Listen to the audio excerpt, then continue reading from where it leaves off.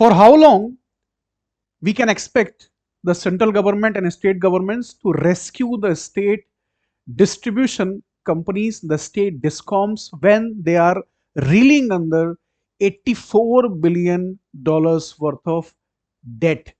So this is the time for India's biggest privatization debate, and the debate is about the privatization of state power distribution companies, the state discoms. And group of ministers meeting has concluded, and which is talking about the privatization of variety of these discoms which are situated and located across the country. Major newspapers today are covering this news that the group of ministers have recommended a serious reform agenda for the next Electricity Act 2025.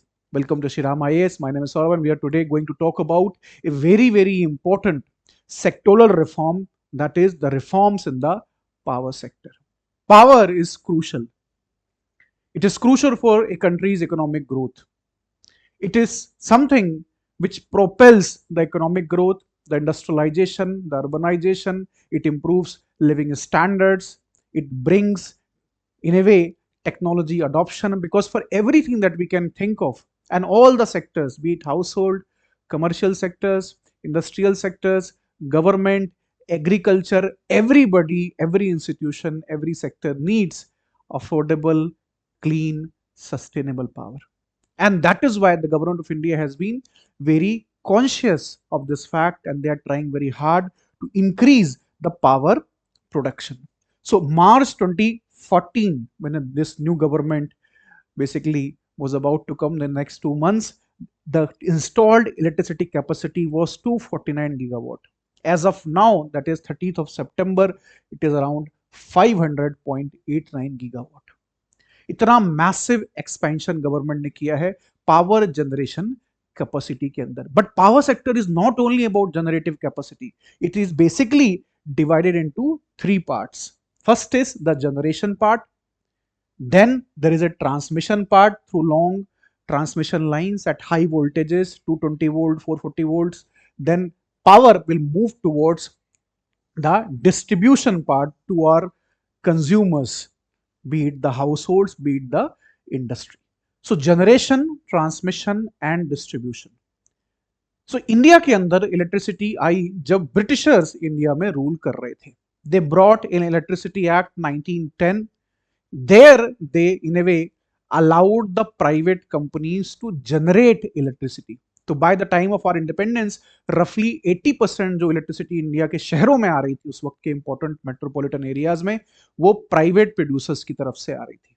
Bharat सरकार ने एक important legislation 1948 में पास किया जिसका नाम था electricity act 1948, supply act of 1948, which in a way intervened in the market and focused on more generation. क्योंकि उस वक्त तक जो इलेक्ट्रिसिटी थी केवल बड़े शहरों तक ही लिमिटेड थी, जो British cantonments, British primarily dominated metropolitan areas थे. तो कैसे भारत के कस्बे गांवों तक बिजली पहुंचाई जाए, उसको लेके ये रिफॉर्म लाया गया था सप्लाई एक्ट 1948 का.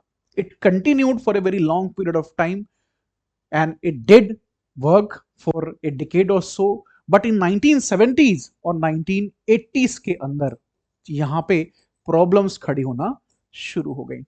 Why? Because of the internal domestic political pressure. जो पॉलिटिकल पार्टीज थी, they started using electricity as a commodity to be dispersed for electoral benefits. तो 1977 का आंध्र प्रदेश इलेक्शन जो हुए, उसमें जो पार्टी थी कांग्रेस पार्टी, उन्होंने अनाउंस किया इलेक्ट्रिसिटी, फ्री इलेक्ट्रिसिटी टू और subsidise electricity to agriculture sector.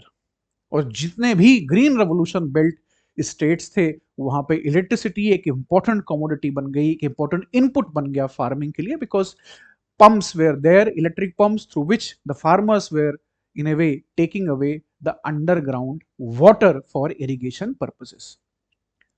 In a way जो इलेक्ट्रिसिटी है, it became a political tool. और 1948 का जो सप्लाई एक्ट था, इसमें स्टेट लेवल पे बोर्ड्स जो थे वो कंस्टिट्यूट किए गए थे, And these boards, by the time of 1917 and 80s, they started accumulating a lot of losses. Already जो aggregated technical and commercial losses थे वो ऑलरेडी वहां पे थे, इफ इनएफिशिएंसीज थी रेवेन्यू जनरेशन में, और उसके बाद एक्सेसिव लॉस भी उन्होंने लेना शुरू किया बिकॉज पॉलिटिकल प्रेशर के कारण. By the time of 1990s, there was serious balance of payment crisis in India. The pressure for reform was there, and in 1990s, government went with the reform, and in 1998, Electricity Regulatory Commission Act पास किया गया, जिसमें अभी तक सरकार tariff तय करती थी electricity का. उन्होंने कहा कि भाई we have to rescue ourselves from this, and they establish the regulatory commissions to do the job, that setting of the tariff. But this also did not work as intended. There were many projects जिनको announce किया गया, independent power producers का concept यहाँ पे लाया गया, but it was not that successful.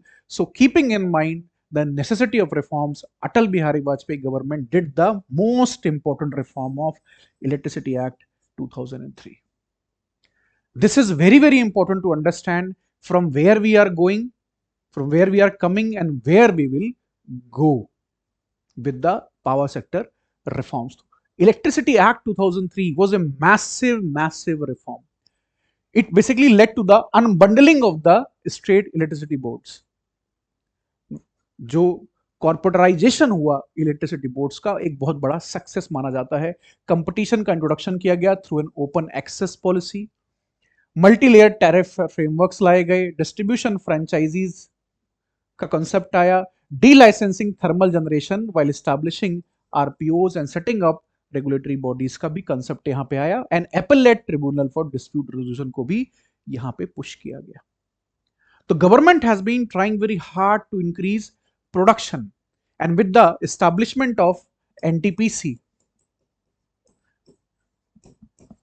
in 1917 and 80s, if you see that decade जहां generation की problems by and large NTPC की वजह से रिजॉल्व होनी शुरू हुई, transmission was never been that loss making a business, लेकिन distribution has been always been a issue जहां सरकार को एक नुकसान उठाना पड़ा because of political reasons and because of technical commercial reasons. So now government, as we saw, 500 gigawatt का installed capacity है.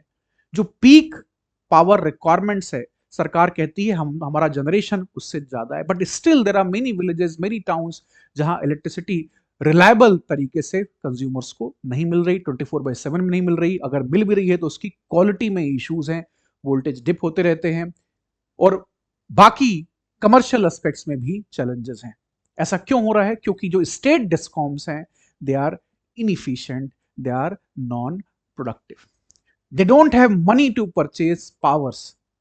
तो जनरेशन हो रहा है इलेक्ट्रिसिटी का, ट्रांसमिशन जो कंपनी है that is doing very well also, but distribution companies they don't have money to purchase that power. तो government since the dawn of this century is trying hard to reform the sector. उन्होंने reform किया भी है generation, transmission और distribution को लेके. Electricity act 2003 का जो कानून था उसके थ्रू उन्होंने तीनों सेक्टर, जनरेशन, ट्रांसमिशन और डिस्ट्रीब्यूशन में रिफॉर्म्स किए. ट्रांसमिशन में कंपटीशन लाया, नेशनल ग्रिड को इंप्लीमेंट किया, रीजनल ग्रिड्स को कनेक्ट करके 2014 में नेशनल ग्रिड बनाया गया. डिस्ट्रीब्यूशन को भी रीस्ट्रक्चरिंग करने की तरफ वो ज्यादा है. जनरेशन में नॉन फॉसिल फ्यूल सोर्सेस के ऊपर पुश किया जा रहा है, रिन्यूएबल सोलर विंड के ऊपर काफी पुश किया जा रहा है, बट स्टिल जो कोर प्रॉब्लम है डिस्ट्रीब्यूशन की, it is intact, and that is why government thought very hard कि यहां पे हमें रिफॉर्म लाने हैं. ये जो प्रेजेंट गवर्नमेंट है प्राइम मिनिस्टर मोदी की, 2014 से they are doing in this direction a lot of policy initiatives they have taken. जैसे 24/7 पर पावर फॉर ऑल 2015 का उनका एजेंडा था. दीनदयाल उपाध्याय ग्रामीण ज्योति योजना 2015 की उनकी स्कीम थी. उज्जवल डिस्कॉम योजना उदय 2015 की उनकी स्कीम थी, जिसमें डिस्कॉम्स को रीस्ट्रक्चर किया गया. Uday was a very important intervention in the power sector. यहां पे कहा गया कि जो डेट है डिस्कॉम्स का, वो 75% जो डेट है वो रिस्पेक्टिव स्टेट गवर्नमेंट्स बॉन्ड्स के थ्रू टेक ओवर करेंगी. 25% जो डेट बचेगा वो स्टेट डिस्कॉम्स अपने कमर्शियल ऑपरेशंस के थ्रू एड्रेस करेंगे। लेकिन फिर भी उदय का जो इम्पैक्ट है उतना मैसिव ना हो सका। अभी जो रिजल्टेंट है हमारे सामने 10 साल के बाद वो ये है कि बहुत सारे स्टेट डिस्कॉम्स ने जो aggregate technical and commercial losses हैं, जिन्हें हम एटीसी कहते हैं, इनमें कमी तो लाई है, लेकिन जो डेट है वो आज भी वैसा का वैसा बना हुआ है। और बहुत सारे ऐसे स्टेट्स हैं जहां पॉलिटिकल पार्टीज पॉलिटिकल प्रेशर के कारण they are giving exemptions to variety of consumers. और इंडस्ट्रियल कंज्यूमर, कमर्शियल कंज्यूमर जो टाइम पे पेमेंट्स करते हैं, उनको बिजली सही समय पे सही क्वालिटी पे अवेलेबल नहीं हो पाती। तो ये एक बहुत ही मैसिव चैलेंज है। Government has also done many reforms like सौभाग्य 2017 यूनिवर्सल इलेक्ट्रिसिटी एक्सेस के बारे में उन्होंने बात की। कुसुम स्कीम वो लेके आए, सोलर पंप्स का कॉन्सेप्ट यहां पे आया, और एक ड्राफ्ट इलेक्ट्रिसिटी बिल 2020 में ही आ गया था। लेकिन उसके ऊपर काफी विवाद रहा, बिकॉज स्टेट डिस्कॉम्स में काम करने वाले जो इंजीनियर्स हैं, जो एम्प्लॉइज हैं, जो गवर्नमेंट एम्प्लॉइज हैं, they do not like this privatization agenda of the government. But this reform is very, very important. And that is why, if you see, उदय इतना बड़ा मैसिव रीस्ट्रक्चरिंग डिस्कॉम का हुआ, लेकिन प्रेजेंट पैराडाइम अगर हम देखें government owned entities का, वो ऐसा है कि वहां इनफिशियंसी, अनप्रोडक्टिव जो नेस है वो ऑलरेडी इनबिल्ट होती है। तो you need commercialisation aspect. Electricity either you take it as a commodity to be sold and earn profit, or either you can see electricity as a political tool for the parties or a welfare mechanism. तो ये चीज हमें समझनी बहुत जरूरी है। क्या electricity एक वेलफेयर मैकेनिज्म है कि या फिर ये एक कमोडिटी है? If it is a welfare mechanism तो ऑब्वियसली ये जो डिस्कॉम्स हैं they will keep accumulating losses, और जो 24/7 अफोर्डेबल, एक्सेसिबल, सस्टेनेबल बिजली इलेक्ट्रिसिटी का जो सपना है, जो ड्रीम है, it will never be materialised. Now जो रिसेंट डेवलपमेंट्स हैं वो ये है कि ग्रुप ऑफ मिनिस्टर्स ने has proposed a new structuring plan for state powered distribution companies. उन्होंने जो पास रिफॉर्म्स थे उनकी इनएफिशिएंसी को देखा और कहा कि there is a need for real and genuine reform in the sector. तो फाइनेंशियल रिस्ट्रक्चरिंग करनी है, प्राइवेटाइजेशन करना है, जितनी गवर्नमेंट ओन्ड कंपनीज हैं इनको डाइवेस्ट करना है शेयर्स यहां, और कंपटीशन को इस सेक्टर के अंदर प्रमोट करना है। तो उन्होंने रिकमेंडेशंस दी हैं केंद्र सरकार के पास कि प्राइवेट सेक्टर का पार्टिसिपेशन हमें बढ़ाना है। एटलीस्ट 20% जो स्टेट का टोटल पावर कंजम्पशन है वो प्राइवेट कंपनी से आना चाहिए। बहुत सारी ऐसे स्टेट्स हैं जहां प्राइवेट कंपनीज को अलाउ किया गया है, जैसे दिल्ली हो गया, गुजरात है, महाराष्ट्र है, ओडिशा है। लेकिन आज भी स्टेट डिस्कॉम्स काम कर रहे हैं, मैसिव लॉसेज एक्यूमुलेट कर रहे हैं उत्तर प्रदेश में, मध्य प्रदेश में, तमिलनाडु में। तो इफिशियंसी और कंपटीशन और इन्वेस्टमेंट के लिए जरूरी है कि प्राइवेट सेक्टर को यहां ज्यादा रोल दिया जाए। स्टेट रिस्पॉन्सिबिलिटी है डेट की, क्योंकि स्टेट गवर्नमेंट्स का एक्सपेंसेस हैं जो स्टेट डिस्कॉम्स जिनका परिणाम भुगत रहे हैं। तो states must assume part of their discoms debt. हालांकि उदय स्कीम के अंदर भी ऑलमोस्ट यही हुआ था, इसमें भी उन्होंने फिर से इसको रिकमेंड किया है। The third which is very very interesting, which is causing the news waves, पहला वो कह रहे हैं कि स्टॉक एक्सचेंज लिस्टिंग करें स्टेट गवर्नमेंट्स, अपनी डिस्कॉम्स को रिलायबल रिप्यूटेबल स्टॉक मार्केट के अंदर लिस्ट करें। जब वो लिस्ट करेंगे तो उनको क्वार्टरली स्टेटमेंट्स देने होंगे प्रॉफिट एंड लॉस के। तो पावर यूटिलिटीज को कहा जा रहा है कि आप स्टॉक एक्सचेंज में रखें विद इन 3 ईयर्स, अगले 5 साल तक आपको नेट प्रॉफिट मेंटेन करना है। तब जाके जो बेनिफिट सरकार देगी, केंद्र सरकार राज्यों को, वो होगा low interest central government loans for power infrastructure. Option B, they are saying कि 51% प्राइवेटाइजेशन कर दें, न्यू डिस्ट्रीब्यूशन कंपनी बनाएं, उसका 51% डाइवेस्ट कर दें, किसी प्राइवेट सेक्टर के हाथ में दे दें, और 50 year access interest free loans आपके स्टेट को मिल जाएंगे, केंद्र सरकार देगी। लो इंटरेस्ट रेट पे सेंट्रल लोन्स मिलेंगे अगले 5 सालों के लिए। So that is something also, it's very interesting. And option C, they are saying 26% privatization of the existing discoms companies. तो existing discoms में आप 26% अपना डाइवर्स्ट कर दें इक्विटी को, और लो इंटरेस्ट फेडरल लोन्स आपको अगले 5 साल के लिए केंद्र सरकार दे देगी।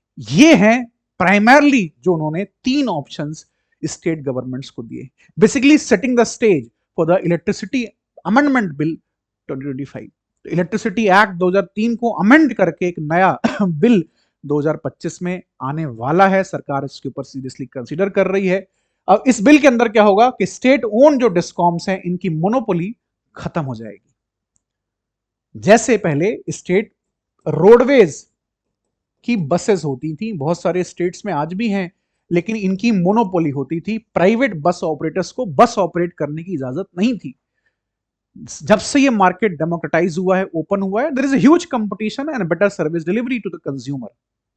उसी कॉन्सेप्ट को यहां लाना चाह रहे हैं और मल्टीपल डिस्कॉम्स को चाह रहे हैं कि ऑपरेट करें in same areas using shared infrastructure. If I don't like the services of Airtel company, I use my mobile phone, उसमें एयरटेल कंपनी की सिम है, if I don't like it I will switch it on, I will switch to Jio or some other company because I have the opportunity to do so. I have the options. लेकिन आज जो consumer है discoms में, उत्तर प्रदेश में, मध्य प्रदेश में, छत्तीसगढ़ में for example, उनके पास ऐसा कोई भी ऑप्शन नहीं। If they don't like the services of the distribution company, they don't have an access और opportunity to switch the company. ये यहां पे फ्रीडम कंज्यूमर को देने की बात है। फेज आउट क्रॉस सब्सिडीज, जो आप इंडस्ट्रियल, कमर्शियल, हाउस होल्ड जो सेक्टर के ऊपर ज्यादा चार्ज करते हैं इलेक्ट्रिसिटी का रेट, ताकि आप एग्रीकल्चर के अंदर कम चार्ज कर सकें, जो क्रॉस सब्सिडाइजेशन है इसको बंद करिए। Expand open access for large power consumers, encourage private and PPP participation or link network access charges to performance and efficiency. So this is in a way is a revolutionary change which they have proposed. एक revolutionary change उन्होंने यहाँ पे propose किया है। Power to all, SDG, Sustainable Development Goal, एक बहुत ही important goal है Power to all, that is sustainable, inclusive, affordable power. SDG 7 talks about it. ना भारत सरकार के अंदर भी सौभाग्य स्कीम जो है वही बात कहती है कि चाहे वो रूरल कंज्यूमर हो या अर्बन कंज्यूमर हो, हम 24/7 अफोर्डेबल पावर उसको देने के लिए कमिटेड हैं। इंडिया की इंडस्ट्रियल ग्रोथ, इंडिया की इकोनॉमिक ग्रोथ तब तक पॉसिबल नहीं है जब तक हमारे कंज्यूमर्स के पास across variety of sectors affordable, sustainable और ग्रीन इलेक्ट्रिसिटी अवेलेबल हो। इसीलिए government is trying to reform the entire sector. Energy efficiency को प्रमोट कर रहे हैं, कोल का एक्सपेंशन किया है, ऑयल एंड गैस के ऊपर डाइवर्सिफिकेशन किया है, एक्सपेंशन किया है, रिन्यूएबल एनर्जी के ऊपर बहुत ज्यादा पुश है गवर्नमेंट ऑफ इंडिया का, एनर्जी इफिशियंसी के ऊपर भी बहुत ज्यादा पुश है गवर्नमेंट ऑफ इंडिया का, और पावर जनरेशन के ऊपर भी काफी पुश किया गया है। तो पावर जनरेशन, ट्रांसमिशन, जो इस पूरी चेन में एक वीक लिंक है वो है distribution companies. Through only through these models, in a way, the privatization, the bringing of competition in the sector, only we can think of a situation जहां 24/7 power available होगी और consumers के rights का protection किया जाएगा। Obviously there will be a lot of pressure on the government, there will be a lot of criticism of the government कि privatisation हो रहा है। लास्ट बड़ा प्राइवेटाइजेशन एयर इंडिया का हुआ था 2021 में। उसके बाद कोई बड़ा बिग टिकट रिफॉर्म इस सेक्टर में या किसी भी सेक्टर में प्राइवेटाइजेशन को लेकर नहीं आया। तो गवर्नमेंट के ऊपर प्रेशर होगा। जो एम्प्लॉइज के एसोसिएशंस हैं, इन डिस्कॉम्स के जो इंजीनियर्स हैं, they will protest obviously, but consumer का जो इंटरेस्ट है, जो नेशनल इंटरेस्ट है, government should obviously give it priority. हमेशा रेजिस्टेंस होता है जब कभी भी कोई चीज, कोई मॉडल, कोई इंस्टीट्यूशन रिफॉर्म की तरफ जाता है, but we have seen since the 1991 reforms कि प्री 1991 इंडिया और पोस्ट 1991 इंडिया में जमीन आसमान का अंतर है when it comes to prosperity, when it comes to living standards, when it comes to quality of governance.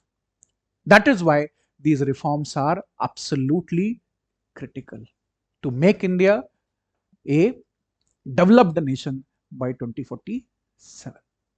That's all in this lecture. Thank you for giving me your time.